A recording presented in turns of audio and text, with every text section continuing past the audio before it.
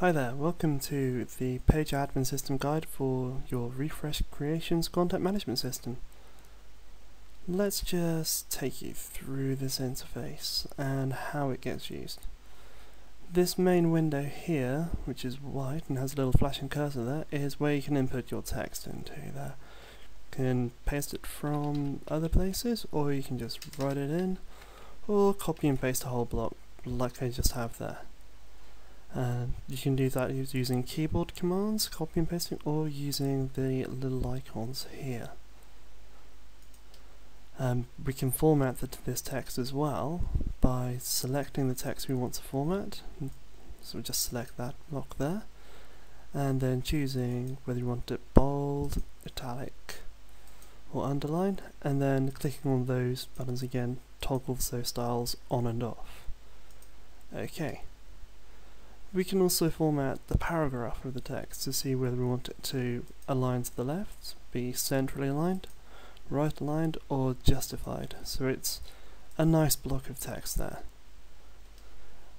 If we wanted to break the text up, we can always just use standard enter characters, or if we wanted to put rules in between, say if we're defining sections of text, then those can be used as well. Suppose we have a list of things that we want to have on the web page in question. We can just select them there. Notice we've just got enter characters between them, and then click on the ordered list button there, and you see it's got a numbered list there. If we then decide we want it to be an unordered list, simply select that list again and then click unordered list. Again, toggling by clicking it off again as to whether it's a list or not. If you want to, you can also indent the text. Again, select the area of text you want to indent, then you can indent or outdent it accordingly within the confines of the document. We can also change the color of the text. Clicking on the text color icon there brings up a little palette. So there we go. And the same can be done with the background colour of the text, which will probably look pretty gaudy, so it's not really needed unless you really want to highlight some text, in which case I'd recommend just using the bold, italic and underline tags. We can also style the text by clicking on this style tab from the top and choosing one of the forms of styles below here. Heading 1 indicating the most important heading on the web page, down to heading 6, which is very low ranking importance. If it's an address, use the address tag. If you've got something which you want to be fixed with, say a code sample perhaps, then using the pre tag can help you out. Most of the time text is formatted using paragraphs in any case, so unless you want to deal with headings, you don't have to worry about this section. We can also choose the font. There's only a couple of fonts on there, but these fonts are all web safe. You might add some extra ones on there actually. See, we just changed the font there on that selected text to Courier New, which is a fixed width font. But we'll change that back to Arial, which is nice and readable. Obviously this one here changes the size of the font. By default it's set to size 3. 2 and 1 being smaller, that's really small and unreadable pretty much, and 7 which is massive, let's face it. Okay, so we've got our document here and it's been changed around a little bit, but we want to start adding some extra features on there, things which you see in most websites, say for example links. By clicking on this little button here, the insert link button, it will bring up a pop-up window where we can upload files and then link to them, or link to existing pages on your website, and just choose one from the drop down. It's appropriately named, so that way it should make things easier to find which ones you want to link to. Alternatively, we can link to another website by clicking on the external URL button and choosing something from the list, or just copying and pasting whatever you have. For an email link, just put in your email address and it will automatically create a link there. If you wanted to link to somewhere using Google Maps, just type in the postcode, click create link, and it'll create the Google Map link there for you.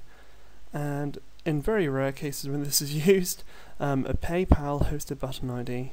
If you sign yourself up to PayPal, you'll understand what I'm talking about here.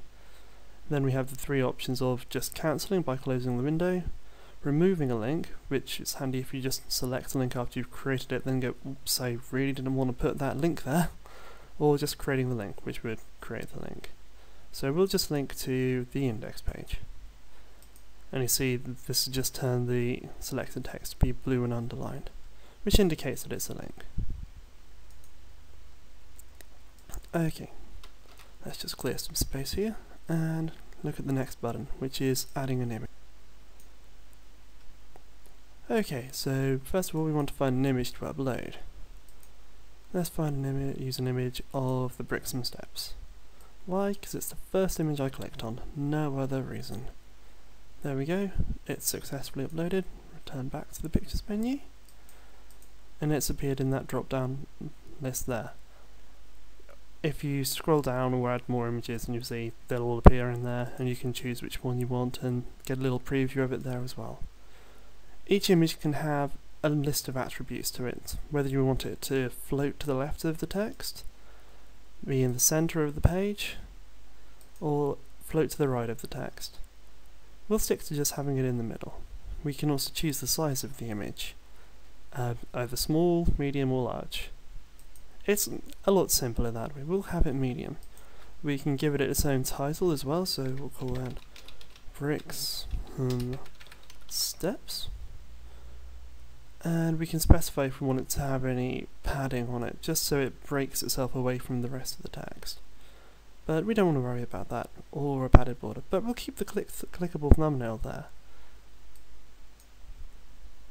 That's for when someone clicks on that on the actual site, they'll be presented with a nice larger image. Okay, so we can see that's come on there, and we've got some little handles here, so if you want to, we can scale the image. It's entirely up to you whether or not you want to do that.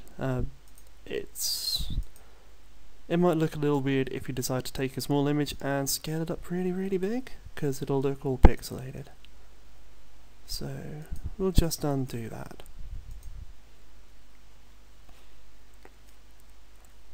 The next button we're going to deal with is the Insert Table button.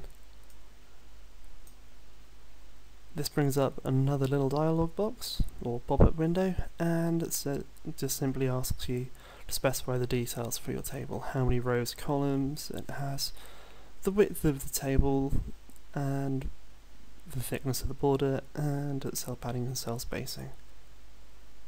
So we'll just put a standard table in there, and you can see it's popped itself across. And we can drag other elements around from the page and put them into each table cell.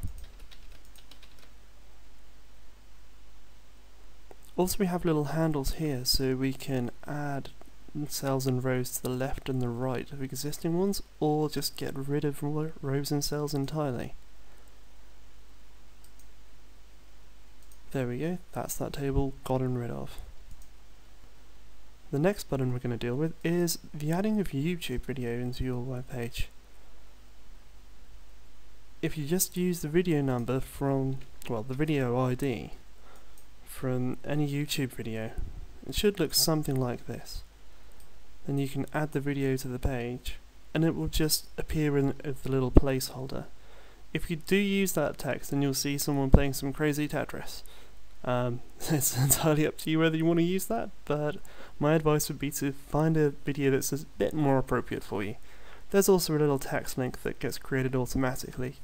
Okay, when you want to update the page, just click on Update Text, and it'll then update the page automatically.